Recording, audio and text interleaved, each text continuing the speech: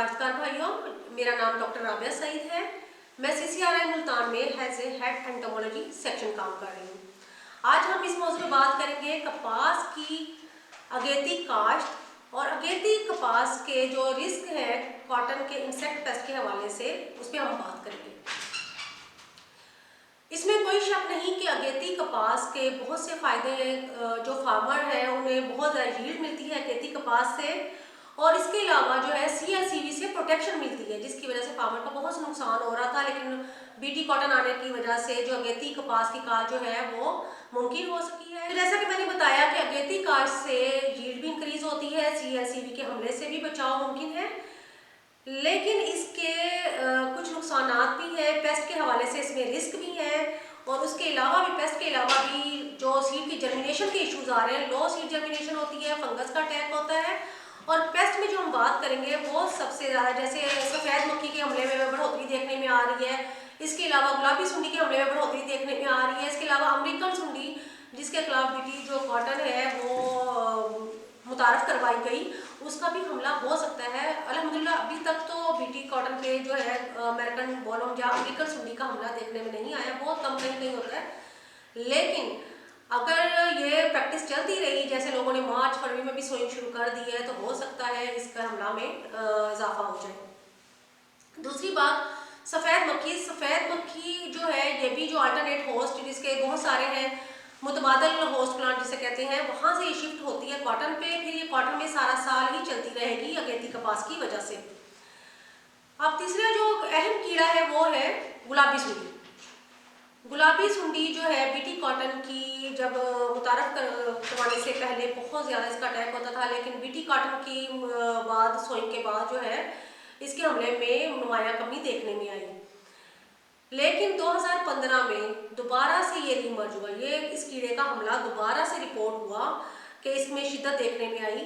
तो फिर CCRI मुल्तान में इस पे रिसर्चेस की क्या वजूहात हैं जिनकी वजह से गुलाबी सुंडी का हमला इतना शिद्दत इख्तियार कर गया। तो इसमें मेन वजह जो थी, एक तो सोइंग टाइम जो चेंज किया, जो अर्ली सोइंग पे गए, उसके अलावा जो था और भी इसमें ये थी कि कल्चरल प्रैक्टिसेस को इग्नोर किया था, वो हम बाद में बात करेंगे। तो सोइंग जो है, सोइंग टाइम वो कॉटन के लिए बहुत इंपॉर्टेंट है। पहले हम सोइंग करते थे मई में, तो उसमें क्या होता था, कपास को एक फैलो पीरियड मिलता था। फैलो पीरियड ये होता है कि वो अरसा जिसमें खेत में कोई भी जो फसल है वो मौजूद ना हो।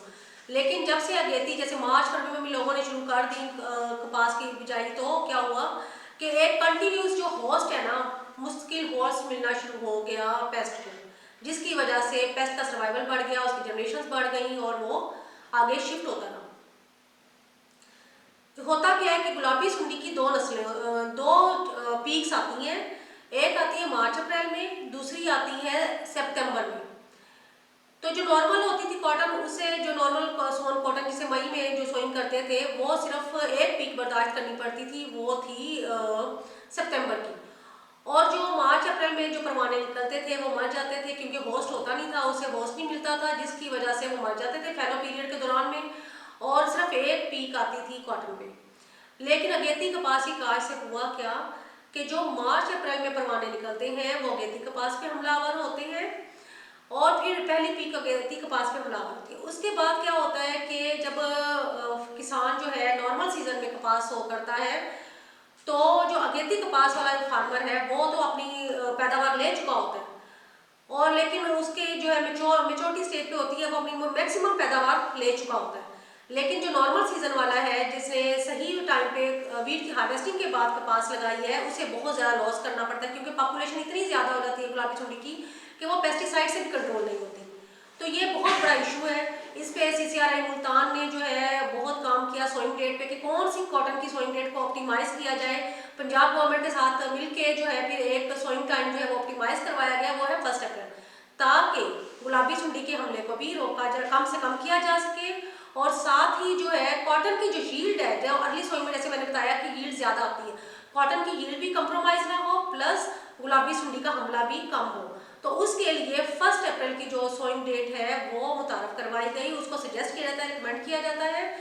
तो ये सारी बातें थी गुलाबी सुंडी, और उसके अलावा जितने भी पेस्ट हैं उनसे बचाव के लिए। हाँ, दूसरा हम जो रिकमेंड करते हैं कि अगर फर्ज करें व्हाइट फ्लाई का, सफेद मक्खी का हमला है, उसे कैसे उसकी शिद्दत को, क्योंकि अर्ली सोइंग तो करनी है फार्मर ने, तो कैसे जो लोग कर रहे हैं वो क्या करें, उसके लिए हम रिकमेंड करते हैं कि सीडलिंग स्टेज पे येलो स्टिकी कार्ड जो है 10 फी एकड़ के हिसाब से येलो स्टिकी ट्रैप लगाएं, 10 फी एकड़ के हिसाब से येलो स्टिकी ट्रैप लगाएं और फेरोमोन ट्रैप लगाएं। जैसे ही स्केयर डोडियां या स्केयर बन जाएं तो फेरोमोन ट्रैप 8 फी एकड़ के हिसाब से लगाएं, ताकि अगेती कपास पे भी इन कीड़ों का हमला कम हो और शिफ्टिंग जो नेक्स्ट क्रॉप पे है वो भी कम से कम हो सके। शुक्रिया।